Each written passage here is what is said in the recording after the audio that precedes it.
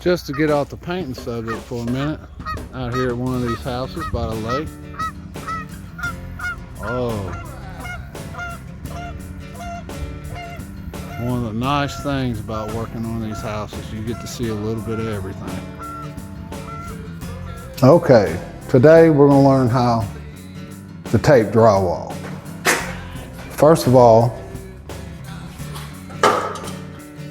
we gotta know what to tape drywall with. It's gonna be drywall tape. It kind of looks like this. Okay, let's tear that little bad part off of there. Now, let's start with something very important. The drywall tape has a crease in it. Okay, you may or may not be able to see it there. Okay, and it's made to crease in corners to fold like that one way or another. Now, it's only going to crease one way.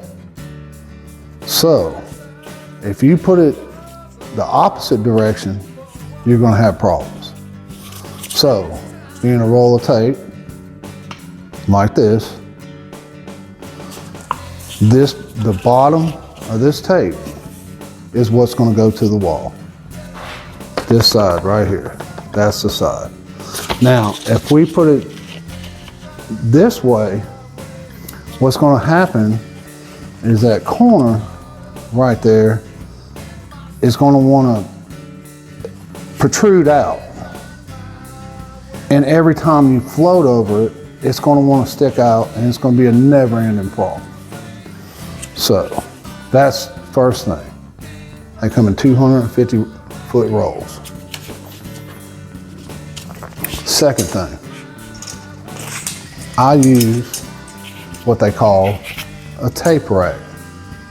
Now, you don't have to have one.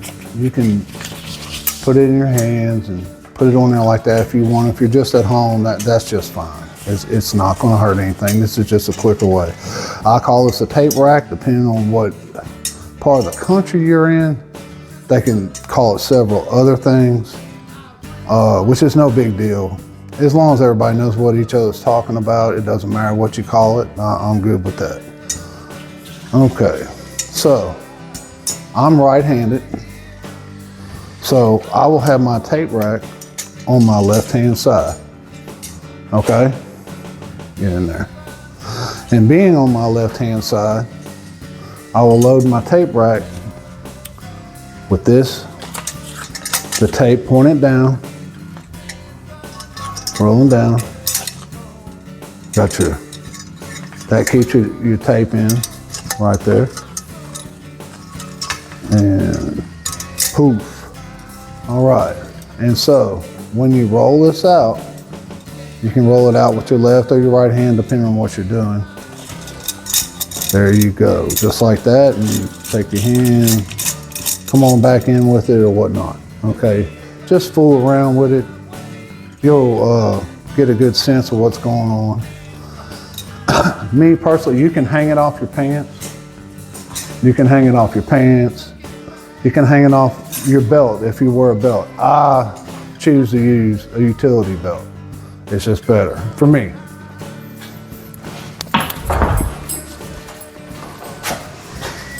Utility belt. Let's get this bad boy on here. Oh, remember, it's always a good day to rock and roll, people. We're having an awesome time. All right, suck it in there, buddy. Okay. Now, if I don't lose blood to my brain and pass out, we're gonna complete this task. Now that I have my belt on, right here, we can hook that right there. Pow. Just like that. Now that we're hooked up, let's get it down just a little bit more so you can see. Now that we're hooked up on there like that,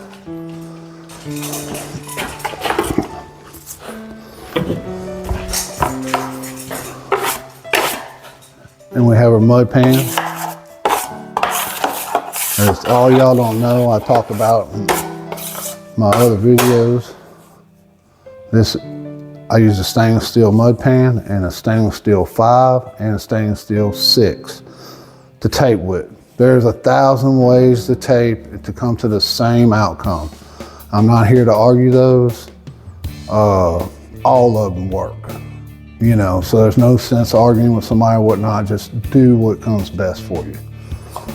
And bam, there you go. That way you have somewhere to put your pan, got your knives. All right, let's, first of all, let's tape, okay, what I like to call a flat. Some of them are butt joints. A flat joint, like here, will be 2 recessed factory edges together. I call that a flat joint. A butt joint is just when 2 cut ends of the sheetrock meet each other, which will not have an indentation on it. So, first of all, I'm fixing to show y'all something that I haven't told nobody, and it helps me with my speed. I'm gonna show y'all how to get this tape on here with 3 or less strikes.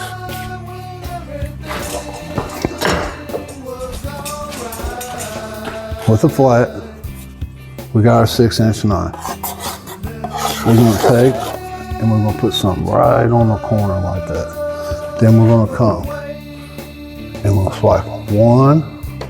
That's 1 swipe. Wipe your knife off. Then we're gonna come from the tape rack. Another little, I like to grab my tape like that. Another little trick, stick in there. Okay, that's 2.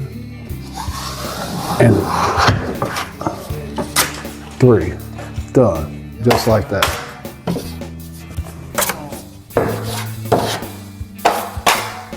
Okay, now the secret to this is, I'll show you over here, is that you got to put the mud on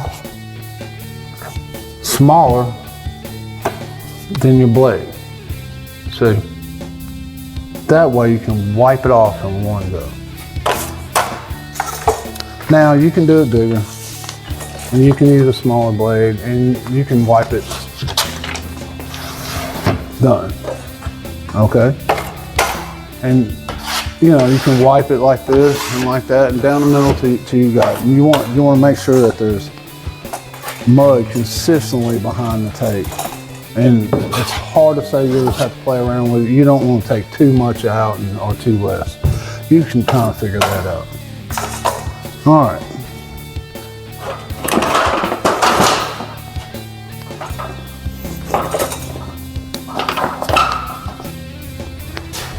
All right, so now we're going to the corner. You generally do all your flats and your butts on your flat surfaces, and you do them first. And then you go over them. Okay. Now, I use a 5-inch knife from my 45s, and I make it small as possible, because you just need enough mud to get cover underneath half this tape. Some people like to put it out way wide. That's fine as long as you get laid out. But for the purposes of saving material, time, and effort, I try to put on as less as possible. And we'll start by getting a little on the corner, like so, and then we'll come down the corner. On. And as you come down the corner, your blade will get closer, the handle of your blade will get closer and closer to the wall to allow for it. All right, we're gonna go down the other side,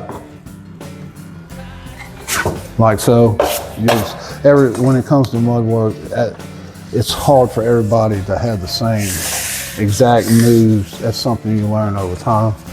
So, like this, tape comes out flat. You take and fold it with your hand, like so. And now I got something I can hold on to, like that, and I stick it in the corner. And I run my tip of my knife easily down the middle of the corner to make sure it's in that corner. Okay? Now, if you see real close, you can see that gap in there.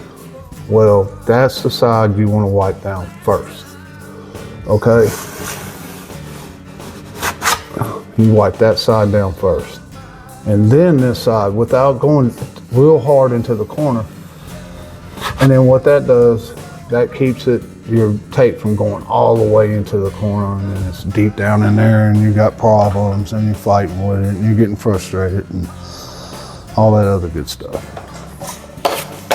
Come on, complete. And clean everything up, and there you go. That's how we tape flat joints and corner joints.